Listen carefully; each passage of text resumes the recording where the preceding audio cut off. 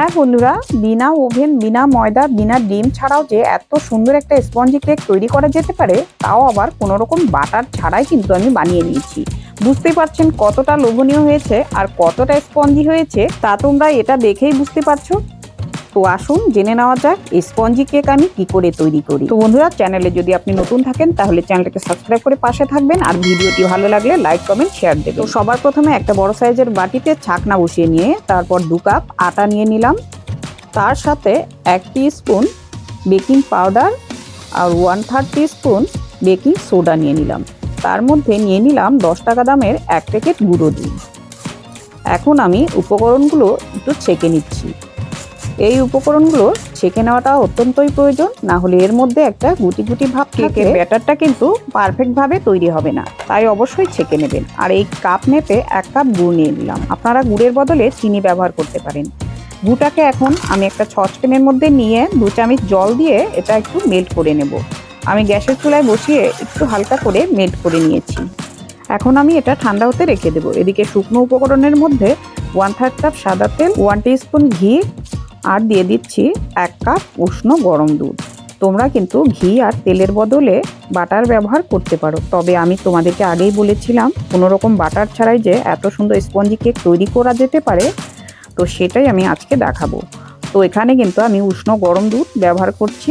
আমি প্রথমে 1 কাপ দুধ দিয়ে তারপর আরও 1 কাপ দুধ নিয়ে 1/2 কাপ দিয়ে একটু ভালো করে মিশিয়ে নিচ্ছি। এখানে পরিমাণে 1.5 কাপ দুধ প্রথমে দিয়ে নিচ্ছি। আর এভাবে করেই কিন্তু দুধটা ঢেলে ঢেলে অল্প অল্প করে ঢেলে ঢেলে বেটারটাকে পারফেক্টভাবে বানিয়ে নেবে। তারপর বাকি দুধটুকু আমি দিয়ে নিলাম। এভাবে করে বানিয়ে নিলে বেটারটা কিন্তু একদম পারফেক্টভাবে তৈরি হবে। আর মেজারমেন্টগুলো কিন্তু অবশ্যই ঠিকঠাক করে দিয়ে নেবেন। এখন আমি কেকের মিষ্টিটার জন্য যে গুড়টা আমি লিকুইড করে রেখেছিলাম সেটা আমি ছাকনার সাহায্যে ছেঁকে দিলাম। আর গুড়টা কিন্তু অবশ্যই ছেঁকে নেবেন। এখন আমি একটা হুইস্কারের সাহায্যে একটু ভালো করে মিশিয়ে নিচ্ছি। আর এইভাবে করে মিশিয়ে নিতে হবে। বন্ধুরা, যখন নাকি আটা দিয়ে তৈরি করবেন কেক, তখন কিন্তু এই বেটারটা একটু ঠিক বেটার রাখতে হবে।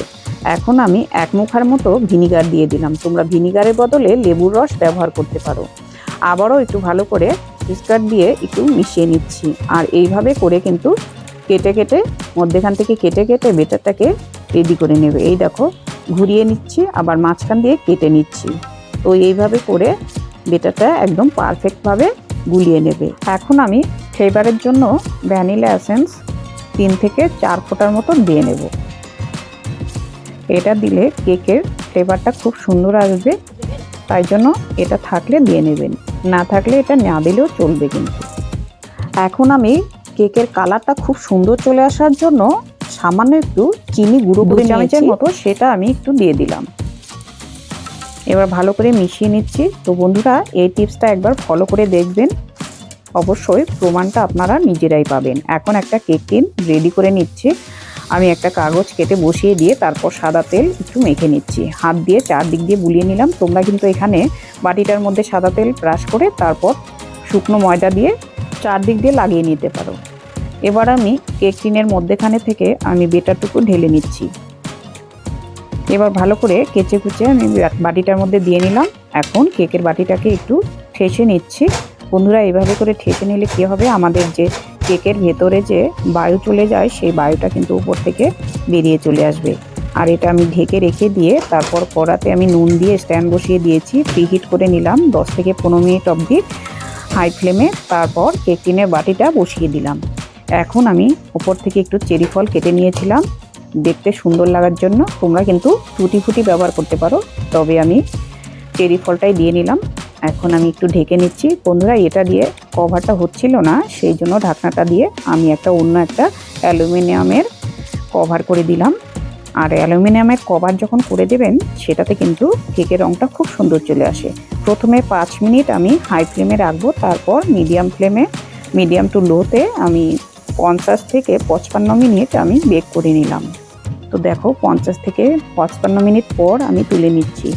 এখন দেখো কেকটা কিন্তু খুব সুন্দর হয়ে গেছে। একটা কাঠি দিয়ে আমি দেখে নিলাম, তো কাঠির মধ্যে একটুকু লেগে নেই, আমার কিন্তু পুরোটাই হয়ে গেছে। এখন এটা ঠান্ডা হতে রেখে দিতে হবে। তো বন্ধুরা, এখন একটু ঠান্ডা হয়ে গেলে আমি নামিয়ে নেব। তো নামিয়ে নিয়েছি, আর চারদিক দিকে দেখো কি সুন্দর ছেড়ে গেছে। আর এটা কিন্তু পুরোপুরিভাবে ঠান্ডা হয়নি এখনো। আর এটা যখন ঠান্ডা হয়ে যাবে তখন উপর থেকে রংটা কিন্তু আরও সুন্দর চলে আসবে। তো বুঝতেই পারছো আটা দিয়ে কি সুন্দর একটা কেক তৈরি হয়ে গেল। আর এটা কিন্তু একদম হেলদি একটা কেক। আর এই কেক খেলে কিন্তু আমাদের কোনোরকম কোনো ক্ষতিই হবে না। আর ময়দার থেকে আটা দিয়ে যখনই একটা কোনো রেসিপি বানাবেন তখনই কিন্তু আমাদের সেটা কিন্তু একটা একদম হেলদি একটা রেসিপি হয়ে যায়। তাই জন্য অবশ্যই আমার এই রেসিপিটি আপনি একবার ঘরে ট্রাই করে দেখতে পারেন। এখন আমি বাটার পেপারটা কিন্তু ছাড়িয়ে নিচ্ছি। তোমরা বুঝতেই পারছো কি সুন্দর রংটা চলে এসছে। দেখো কালারটা কিন্তু খুব সুন্দর চলে এসছে।